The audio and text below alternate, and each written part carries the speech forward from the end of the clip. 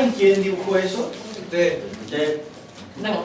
No, es el que dibujó al mono con varios brazos, ¿no? O sea, el mono... Ah, ya. El homúnculus, sí. ¿No es Da Vinci? ¿Puede lo dibujó usted, o no? Leonardo da Vinci. Ah, ya lo vi. Sí, Chiquillos. porque está la letra al revés. Leonardo da Vinci. No están las letras al revés. O sea, el espejo que se ven al espejo. Este está escaneado del original por si acaso, así que no... Chiquillos, Sí, pues el que le quiero da que su propio piensen en idioma. el lugar y en el tiempo. Ustedes dicen, esta cuestión que enseña el viejo, que es la embriología, que aquí, que allá. Ustedes saben que a las personas en esta época, por hacer esto, llegaban, les arrancaban las uñas, les clavaban los ojos con alfileres hirviendo y después los metían en agua hirviendo, por ejemplo. Era herejía, justamente. Era la época del oscurantismo, la Inquisición. ¿Se dan cuenta que Da Vinci sobrevivió? Sí, solo sí, porque tenía buenas relaciones con el clero, porque inventó los tanques, los helicópteros, los aviones y cuánta cosa había, incluidos los artefactos de destrucción masiva como eran los lanzacohetes, para proteger un templo. Entonces, por eso es que a él no lo agarraron así. Entonces, de repente, había mujeres que se morían, que era bastante habitual, y simplemente él las abría y veía todo este tipo de situaciones. Es más, este tipo de fetitos, y digo feto, se ve como rechonchito. Miren que tiene como si fuera musculatura, como un teddy bear, ¿cierto? Como un peluchito. No es que esté hinchado, sino que simplemente este tipo de pequeñín ya está engrasado. Ustedes van a ver claramente dos etapas. Antes de los 7 meses y después de los 7 meses. Alrededor de los 7 meses es que el pequeño empieza a guardar grasa subcutánea y cambia de un color blanco, muy pálido, donde se ven todos los vasos sanguíneos y parece como el señor Burns, porque están así, pues si las guaguas nacen así, ¿ya? A algo como esto, que ya parece un bebé adorable, ¿ya? Así como rechonchito, como más estrujable, ¿ya? Pero puede ser que Y con color. ¿Perdón? los melanocitos. Sí, efectivamente son los melanocitos los que empiezan a actuar, ¿ya? Progresivamente, pero la grasa también los vuelve amarillos en un principio. ¿Ven bien ahí o no? Porque me interesa mucho que vean las formas. Esta imagen ya la vieron ustedes.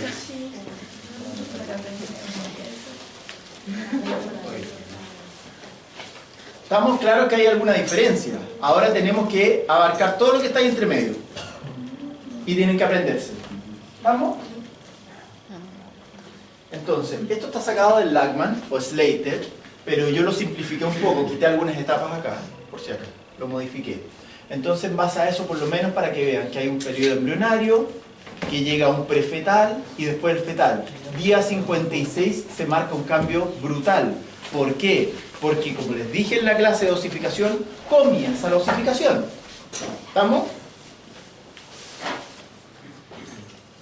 Esta imagen no me dejaron ponerlo, en realidad tenía un video que, ¿cómo les explico? Pero, bueno, son menores de edad. Vean acá. Primero, entender la estabilidad femenina. Chiquillos, ustedes saben que la mujer es súper predecible y todo el mes pasa igualito y no hay ningún cambio, ¿cierto? Eso es lo políticamente correcto. Ahora hablemos de la realidad. La realidad es que en este Tagadá, que es como una ruleta rusa, depende mucho de los días y la actitud femenina, y eso se va a dar en todas las especies. Ahora, entendiendo que hay ciclos, en este caso es un ciclo menstrual. La gran mayoría de los animales tienen ciclos estrales. El ciclo estral tiene que ver con el fotoperiodo. Entonces ustedes habrán visto que hay más sol, las florcitas florecen, andan todos los bichitos por aquí y por allá, y todos los animales les crece de todo y se ponen más contentos y andan con una sonrisa de oreja a oreja, ¿sí o no? ¿Por qué? Porque el solcito salió. Entonces nos vamos a dar cuenta que ese fotoperiodo, gracias a la glándula pineal, hace que estén disponibles para la reproducción. En el caso femenino humano, la reproducción es constante. Y eso es lo que nos hace una especie tan invasora, tan plaga. ¿Por qué? Porque mes a mes tienen la posibilidad de quedar fecundadas. Pero ojo acá. Si ustedes se fijan en los grandes simios, cambiaron la política reproductiva respecto de ser un asunto netamente de supervivencia, como en el caso de las tortugas, por ejemplo, que a veces se pueden reproducir cada 2 años y se llevan así en un periodo lento de fecundación. ¿Han visto las estrategias R y las K, por ejemplo? Bueno, son estrategias por un lado de una gran masa que se reproduce mucho y son en el fondo como hormigas, ¿ya? O como abejas. Y en el otro caso son como una ballena, que va, se reproduce cada cierto tiempo, tarda mucho y después sale la cría. Pero son animales grandotes que se pueden autodefender, que se supone que en condiciones normales debiesen de subsistir. En condiciones normales. Y ahí empezamos nosotros a cambiar la situación, porque nosotros empezamos a invadir el planeta y cambiamos el ambiente. Al cambiar el medio, cambiamos las condiciones de origen. Es como que a alguien le hubiésemos vendido una casa, pero después le cambiamos el contrato y no les vendimos el terreno. Entonces es una cosa media complicada, ¿ya? Pero miren acá, típico, hay algunos cambios en ustedes. Ustedes el modelo que vamos a ocupar es humano, así que les voy a explicar de ustedes para que ustedes también sepan cómo cuidarse y cuándo cuidarse. Ustedes van a estar acá en la menstruación. Ahí se transforman en ardillas. Las ardillas suelen ser un poco más que se acurrucan, normalmente hibernan y todo lo demás. Entonces les encanta, típica imagen de la cama, donde la mujer llega y se acurruca al ladito, se mete debajo de la alita y se queda ahí sin chistar ni nada, tranquilita. Después empiezan a pasar algunos días, empieza como, oye ya, pues córrete, hace calor. Ah, ok. El varón, por ritmo circadiano, todas las mañanas vamos a estar un poco más, ¿cómo les explico? Inquietos. ¿Ya? Eso es ritmo circadiano, es naturaleza. La testosterona tiene un pic alrededor de las 8 o 10 de la mañana, ¿ya? Entonces todos los varones normalmente nos vamos a creer así la esmeralda con la bandera al tope en las mañanas. Entonces, ¿qué va a pasar después en estos días? Profe, ¿por qué pasa eso? Por acúmulo simplemente. Tú tienes una cantidad de luz que te llega, tu glándula pineal tiene ciertas cosas con la serotonina y la melatonina que van a hacer que tu cuerpo reaccione diferente y tengas fechas y horas. Por eso hablo diferente del hombre y mujer y por eso nunca nos entendemos, porque la hora ideal para la mujer van a ser alrededor de las 10, 10 y media de la noche, mientras que para el varón va a ser dentro de la mañana, 8 y media a 10 de la mañana. Entonces no coincidimos, si ni para eso logramos encontrarnos, ¿ya? Pero después empiezan estos días y la mujer, uno llega en las mañanas románticamente, le ha dado la florcita, le hace el desayuno, todo lo típico, y la mujer, córrete. Después llegamos a estos días en verde, alrededor del día 9, estamos hablando hipotéticamente, ¿cierto? Y ahí la mujer, ya, córrete. Algo cambió, tono de voz, ferormonas, y en ese paso. Y luego acá llegamos a estos días en los cuales uno está plácidamente descansando después de un arduo día de trabajo y empiezan a molestarlo a uno. No, si esa cuestión no se entiende. Uno pasa todo el mes intentando cosas y después le dicen no, no, no, no, no. Ya no, ¿ok? Ya, pues ven para acá. ¿Alguien entendió algo? Y ahí es donde tenemos las complicaciones. Nenes, entre paréntesis, comunicación. La comunicación ayuda, pero años luz a una pareja. Y la otra, fuera de tener comprensión y ceder de ambos lados, estamos hablando, ojo, que todo el mundo se va por el lado y los afrodisíacos, un amor sincero va a ser el mejor afrodisíaco y no es talla, no es una cuestión de poesía. Si una persona se enamora, se vuelve ciego a cualquier otra situación. Si más encima hay un hijo de por medio y permiten que el papá tenga apego, que es otra de las cosas que enseño, porque el apego no es ese instinto femenino, esa cuestión es obsoleta, eso fue del siglo antepasado. Antes la mamá tenía que cuidar al hijo, ahora dejen a un papá cuidar al hijo también. Si el papá logra tener un apego real al hijo, no les va a poner el gorro, va a ser hacendoso en la casa y más encima va a ser alguien simpático y feliz. O sea, típico detallito que yo les critico y crucifico a mis amigas. Llega el papá medio nerviosiño porque no sé por qué siempre los hombres se pierden algo, que para mí es fundamental, la embriología entera. Les dicen, es que estoy embarazada. Ah, ya, perfecto, está embarazada. ¿Ya? y después llegan al final de los 9 meses y le dicen, ya, papá, tómelo. ¿Y qué es eso? Su hijo.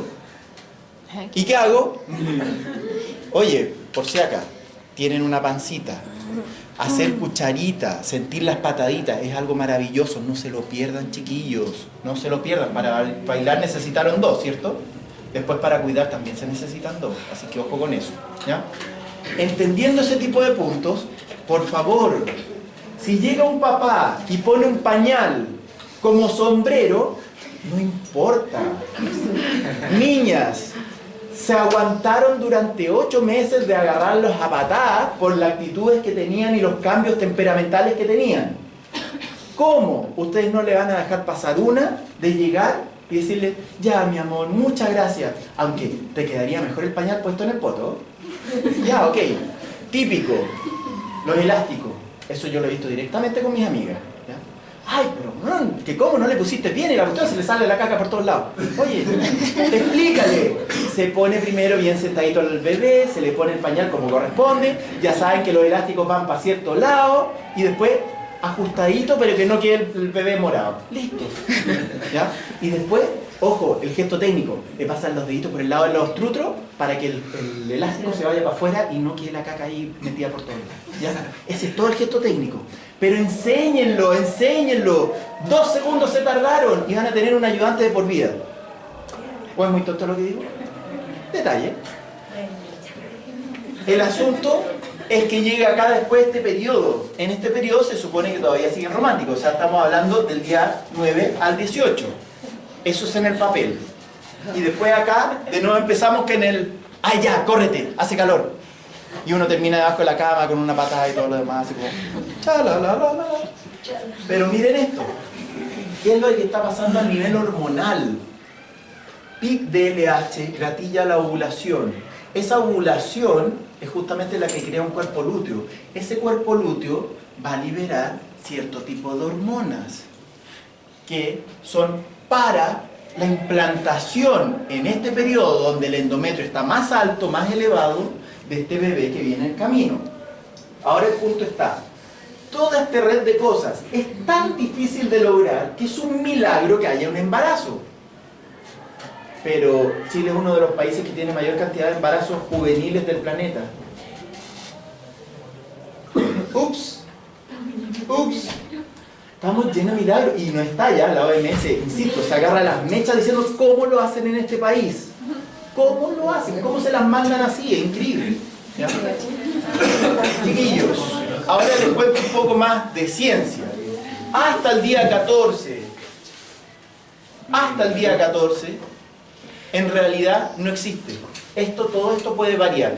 Los últimos 14 días, del día 14 hipotético hasta el día 28, son matemáticos.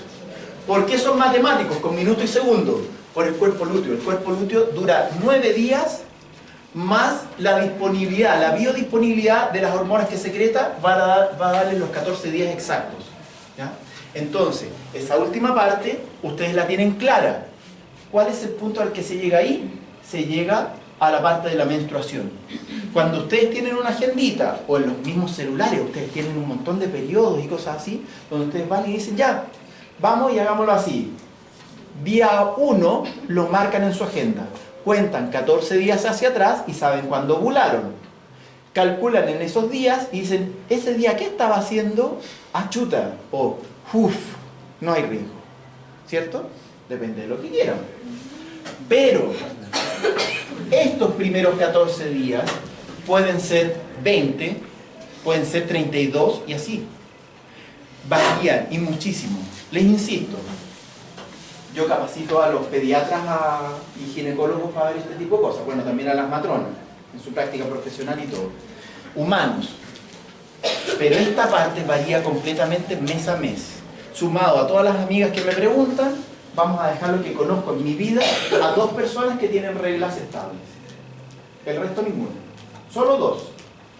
¿Ya? Si vemos además, ¿qué puede pasar en todo este periodo? Es que me pusieron una prueba de embriología, entonces me estresé y el ciclo se me acortó. No, es que me fui a vivir a la casa con mi mamá y mis 2 hermanas, entonces me regularicé con ellas y todas al mismo día se empiezan a sincronizar y tienen la regla el mismo día. Entonces también cambiaron de día. Ah, pero aquellas que se portan un poco diferente. Hoy me encontré con mi pololo que es marino. Tuvimos 2 días encerrados, lo pasé chancho, fui multiorgásmica y resulta que eso también les cambia el ciclo. Pueden producir una ovulación espontánea. Ojo por ahí. ¿Se dan cuenta?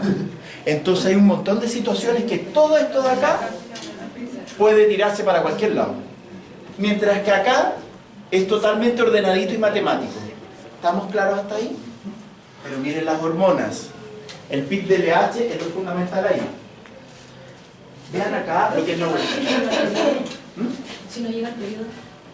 Es que depende del por qué, por la etiología. No sé, Si no llega el periodo puede ser por muchas cosas.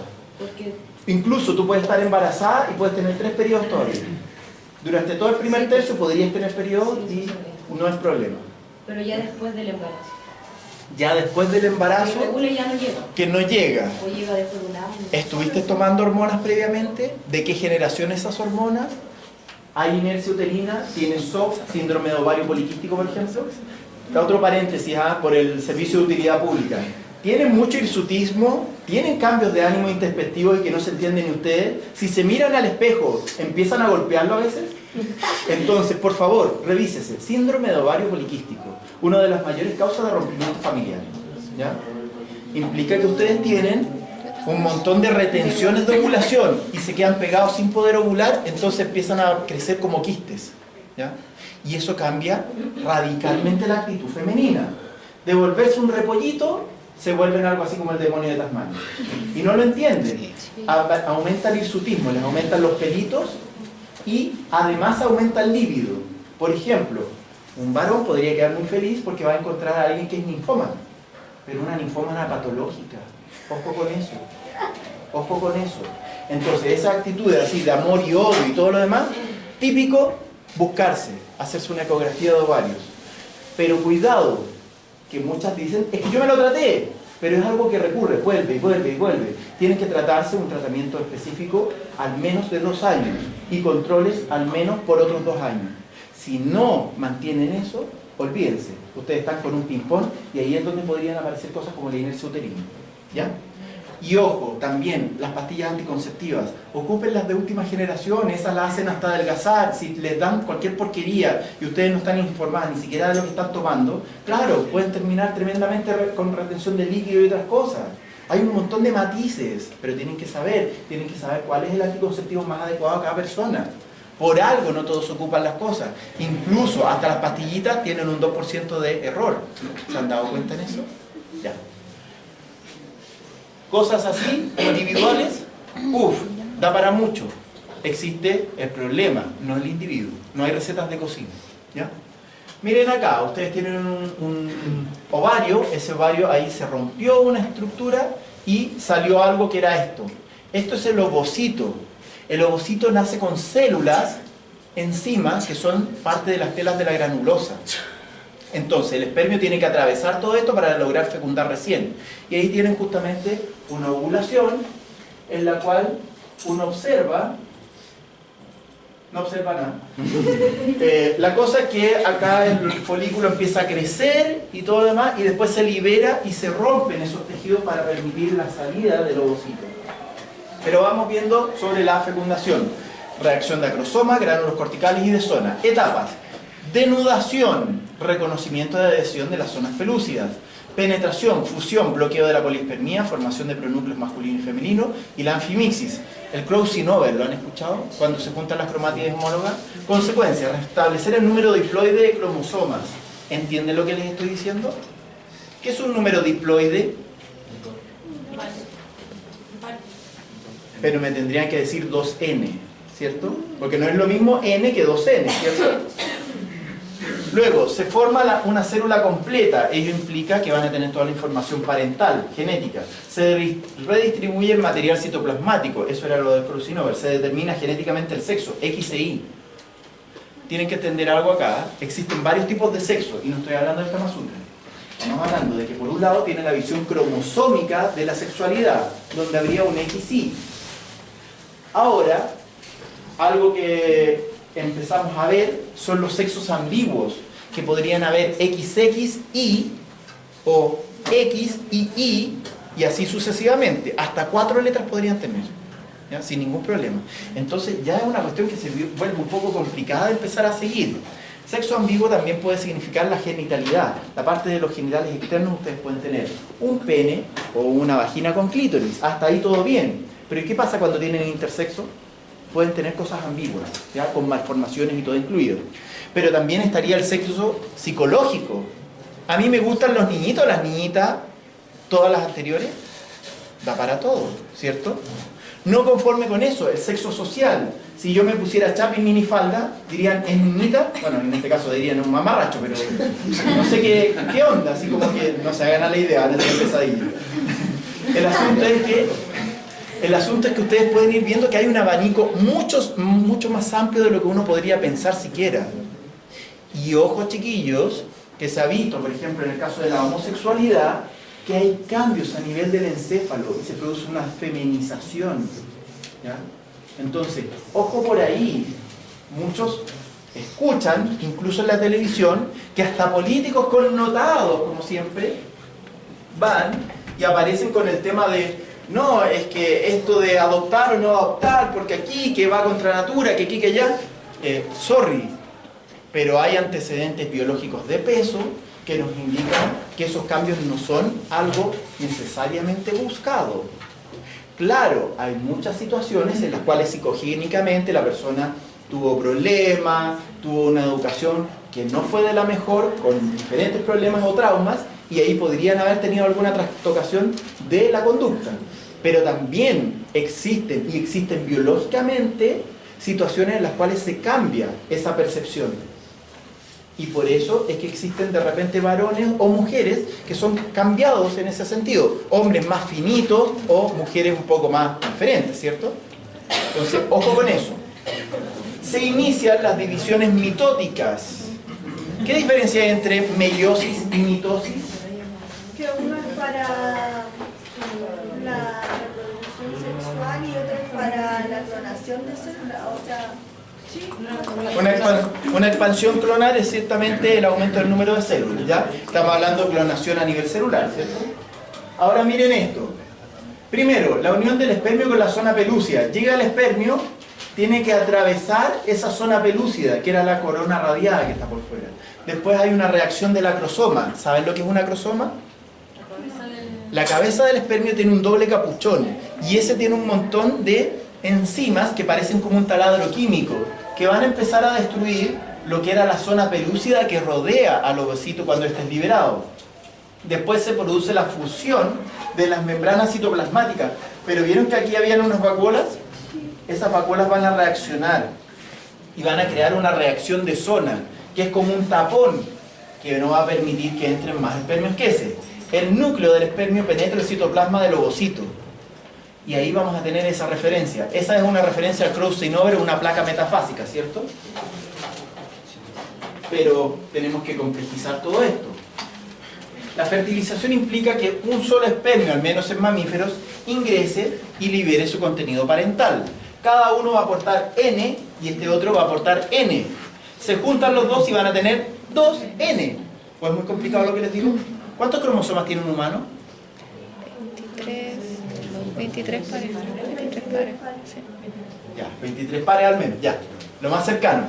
Miren ahí cómo se fusionan estas estructuras y ahí van a tener la información parental. Pero un detalle entre nosotros, ¿ah? Mendel miente. Porque cuando tienen toda la información genética, sobra. Y esa información sobrante la van a tener que botar de alguna forma. Ya lo van a ver. Veamos entonces, por ejemplo, un espermio. ¿Cómo va? Se produce una vacuolización de este doble capuchón, que era la superficie acrosomal, y después se libera. Pero miren lo que pasó aquí abajo. Miren el agujero que dejan. Esta es microscopía electrónica de barrido que después fue pigmentada artificialmente, ¿cierto? Y miren ahí cómo justamente se produce la vacuolización y la liberación de todas las enzimas que tendrían como para hacer esto. Ahora el asunto es, el espermio es muy inteligente. Yo siempre he propuesto, y nunca me han pescado, no sé por qué, en la Plaza de Armas podríamos poner una escultura del espermio, porque gracias a ello la humanidad existe, ¿ya? Obvio, si viene el varón, ¿cierto, chiquillos? Entonces, eso, bien me parece, es de los míos. Entonces, chiquillos, de partida, el espermio, una cosa tan chiquitita, pero tiene cabeza y no estalla. Además de un flagelo, por supuesto. Entonces, ¿qué es lo que sucede con el espermio? El espermio, de partida, actúa patotado. Va a formar una cuña en la cual va a ir uno tras otro reemplazándose para producir reacción acrosómica, dañar lo suficiente la pared de lo que era la zona pelúcida y al menos ingrese uno. Pero ojo, son tan esforzados estos espermios que muchos dan la vida por el que venía detrás. Así que no va a ser el primer espermio el que llega, el que fecunda. Normalmente es el tercero o el cuarto, porque los primeros dieron toda su reacción acrosómica y caen, muertos. ¿Ya? Ojo, los espermios son súper fallados. Tenemos tasas de realmente tener un buen espermio que son mínimas, menores al 1% en el chileno promedio. Y andamos de los mejorcitos en Latinoamérica. Ojo con eso. ¿Ya? O sea, tasas de un 0,7 a un 0,3% de capacidad fecundante son realmente ridículas frente, por ejemplo, a un porcino. Un chanchito, ustedes saben cómo eyacula un chanchito, ¿no? A ver, un varón humano, usamos normalmente un frasquito de espermiograma que es como una tacita chica y no logran cubrir normalmente el fondo cuando se hace un espermiograma, un humano promedio, ¿ya? Sin embargo, en el caso de un chanchito, cuando libera su eyaculado, ubican los baldes. Ya, lleven 2 baldes si quieren recolectar algo de los espermios porque van a chorrear por todos lados. ¿Ya? Ese es el volumen del eyaculado de un cerdito. ¿Han visto los testículos que tienen retroperitoneales atrás? ¿Ya? Esos testículos son completamente espermios. Los estrujan enteros. ¿Ya? Pero están comprimidos en ese espacio. Por eso es que cuando uno abre testículos o cosas por el estilo, si uno corta un testículo, el testículo se abre, como un rosetón, porque están a alta presión, ¿cierto? Pero ojo, que además tenemos que entender el camino y el recorrido que hizo un espermio. Imagínense que todos ustedes fueran espermios. Imagínense todos de blanco. Lleguen en 2 horas a Punta Arenas moviendo su flagelo y no tienen ni GPS ni usan avión. Muevan su flagelo nomás, pues, así como si estuvieran nadando, a ver si llegan en 2 horas. Después van a llegar a la vagina femenina. El puro pH mató a toda la mitad de acá. Después vienen los macrófagos endometriales, mató a la segunda mitad que está acá. Nos quedan ellos. Este grupito chiquitito va a ser atacado todavía por todos los recovecos que tienen, porque tienen un montón de cavidades, ¿ya? Y esas cavidades hacen que se pierdan. ¿Ustedes creían que era como un refalín la cosa? Entonces, ojo ahí, que los pocos que llegan, solo la primera mitad va a producir la reacción acrosómica. La otra va a quedar en lista de espera y probablemente alguno de ellos va a ser los que reproduzcan. ¿Se dan cuenta lo difícil que es? En condiciones reales. Si vemos este universo, calculando hacia la rápida, unos 3 probablemente llegarían reales como para tener capacidad fecundante. O sea, somos los ganadores. Sí, todos los espermios que están acá fueron los ganadores, ¿ya? Pero, ojo, que no conforme con eso no es el fin del camino. ¿Por qué? ¿Por qué? Porque todavía pueden presentarse malformaciones. Una vez que se realiza lo que es el crossing over y la información parental se tiene que reunir, vamos a ver que no es tan fácil la cosa. Primero, una cosa, fusión de membranas gaméticas. ¿Se acuerdan que yo les hablaba de la reacción cortical? Que era como una reacción que en el fondo es como un chaleco que ustedes tienen que tiene agujeritos. ¿Todos han visto estos chalecos de, cómo es que se llaman? ¿De crochet? Sí. ¿Crochet o crochet? Ya. Entonces tienen unos hoyitos y uno puede mirar por los hoyitos, ¿cierto? Pero resulta que cuando se produce la fusión con el espermio, se producen cambios en estas moléculas que se llaman ZP, de zona pelúcida. Y esas zonas pelúcidas reaccionan a esto y cierran. Entonces permiten el ingreso normalmente de un solo espermio. Sumado a eso, a la reacción acrosómica, es que entró un espermio y liberó su información parental. En los humanos entra uno y solo uno. Las aves carecen de zona pelúcida. Pueden entrar hasta 2 y pueden ser tetraparentales. ¿Ya? Ojo con eso. Pero vean ahí, desde abajo, no sé si alcanza a funcionar.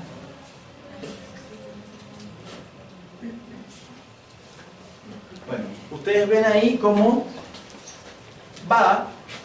entra justamente un espermio, tiene que recorrer todo ese recorrido que yo les decía en equivalencia a su tamaño, lleguen a Punta Arenas más o menos, o sea, el espermio es hábil en moverse. Pero una vez que llega al ovocito, ¿ustedes creen que la tenía fácil? No, pues el espermio está lleno, o sea, el ovocito está lleno por fuera de lo que es la zona pelúcida, que es como un casco de bicicleta, que tiene algunos agujeritos chiquititos para adquirir líquido o no, algunos nutrientes. Pero además está la zona pelúcida, o sea, la zona del acrosoma, donde están un montón de estructuras por fuera, que son estas celulitas. Y estas celulitas están molestando, no permiten. Entonces los primeros espermios van a llegar con la hiperactivación, que es un movimiento más acelerado y coordinado de la colita, y se van a meter así y van a empezar como a empujar a estas células, hasta que logran desgranar algunas células y ahí recién llegar a la zona pelúcida. Cuando entran en contacto con la ZP, recién reaccionan a la acción acrosomal y ahí se fusionan finalmente. Pero ojo, que los espermios que estaban detrás, todos ellos quedan excluidos, quedan fuera. ¿Ya? Y miren acá donde va y se produce esa reacción. Ahí se nota en rojo. ¿Se aumentará el pH después de la fecundación? Hay algunos cambios bioquímicos chiquititos, pero no es lo más importante, sino que ahí se produce una reacción que tiene que ver con el endometrio, para permitir la implantación de. ¿Ya? Y sí, hay cambios de pH, pero no son lo más crucial. Miren ahí cómo llegaba uno y todo lo demás. Y esto igual que en el laboratorio. Entra, se fusiona, se produce la reacción cortical o de zona y ahí queda un espermio excluido. Así que no les vaya a pasar. Los 10 minutos pasaron y quedan afuera del laboratorio, ¿cierto? Lo mismo acá. O sea, a todo nivel, hasta la célula. Y ahí está el asunto de los N, por si no lo habían entendido. Todos nosotros como adultos somos 2N, sin embargo, como hay meiosis, tienen N, sumatoria, 2N. Pero aquí también sobra información genética. Y eso era lo que les decía, que aparecen unas estructuras que se llaman corpúsculos polares o polocitos. ¿Ya? Entonces miren acá, impronta de los padres. Aquí nos vamos a ir al extremo de lo que es el sexismo puro y duro. ¿Ya? O sea, por un lado el machismo y por el otro lado el feminismo, ambos recalcitrantes y bastante huecos por lo demás.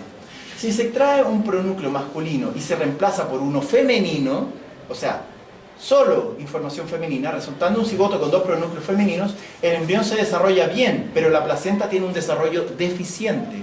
O sea, pueden tener un bebé en miniatura, pero ese nunca va a llegar a nacer, porque no va a tener lo suficiente para crecer.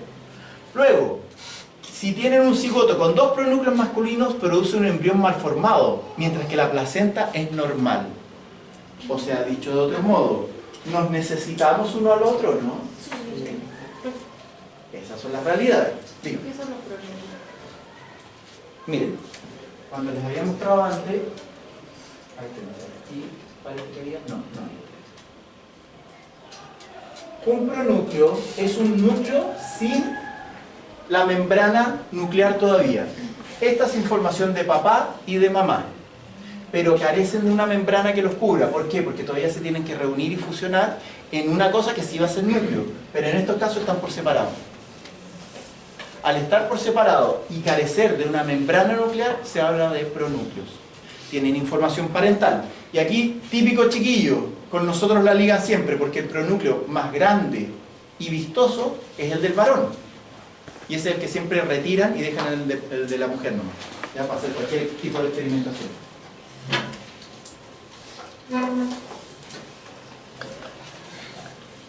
Bueno, acá ojo. Sí. Fenotipos vemos, genotipos no sabemos. ¿Sí o no? Sí. Bueno, el que cacha, cacha. Y acá llegamos a estos extremos que son un poco chocantes tal vez.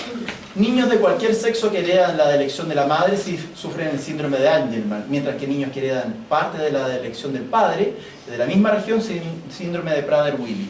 Es decir, información parental de una zona de su ADN que es de preferencia o masculina o femenina. ¿Y qué es lo que dicen los sexistas al respecto?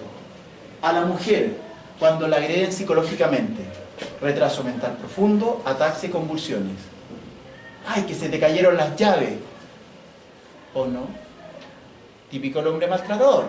Pero vámonos por el otro lado. Miren al varón que tienen ahí al lado. ¿O no se dieron cuenta que era varón?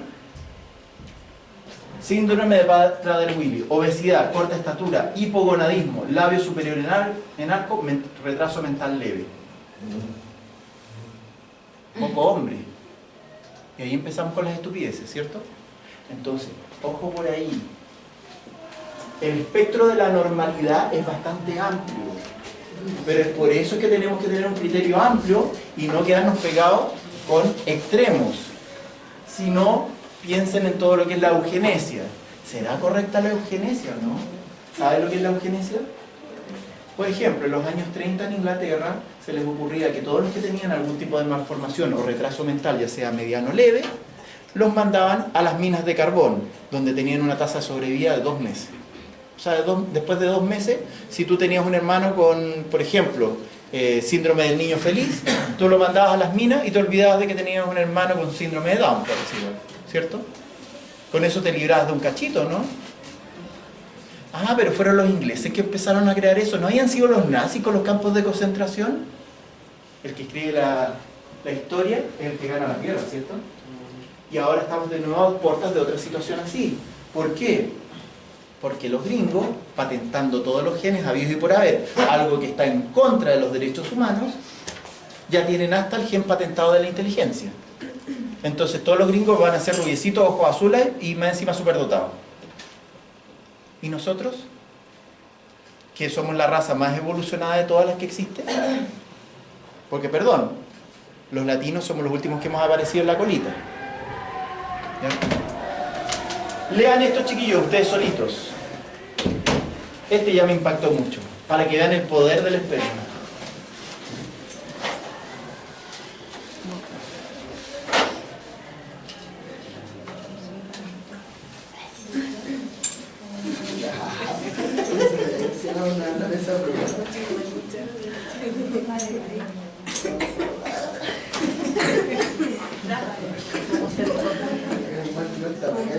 Ya, ¿estamos?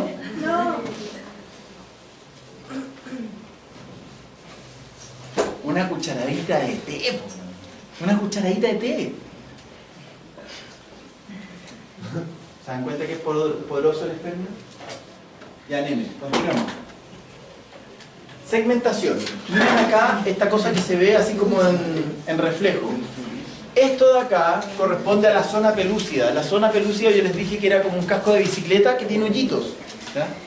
Fíjense acá que hay 2 células, las blastómeras. Las blastómeras son las células que empiezan a salir después de la fecundación. Pero ¿vieron que aquí había una masita chiquitita? Esto de acá es un polocito.